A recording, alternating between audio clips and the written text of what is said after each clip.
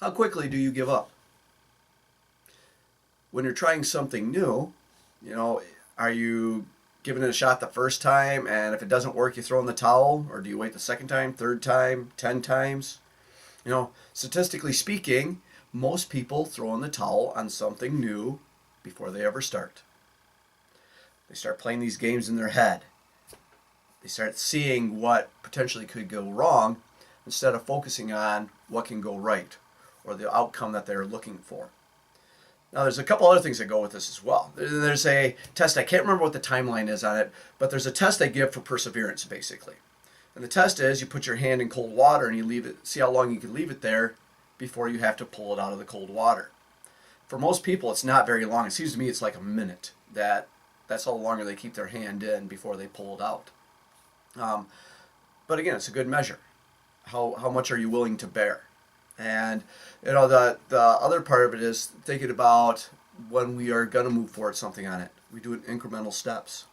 You don't learn how to ride a bike all at once. You fall a few times. Again, this is a good analogy for kids, especially if they're just learning how to ride a bike. But we don't learn something all at once. Kids get frustrated when they don't get things the first time. Playing catch. They can't throw the ball and it goes the wrong way and they get upset.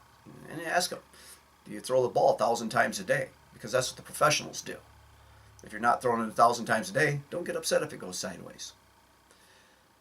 You also have to ask yourself when you are trying to do something, what is it in me that needs to change to help me succeed?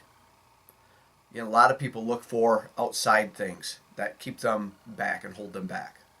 Right? The people who persevere and the people who succeed, they look in themselves. What is it in me that I have to change?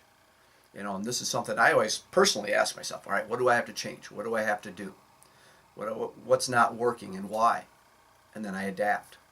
Some adaptations come very quickly. Most take a while. I'm stubborn that way, but I'm always working on it.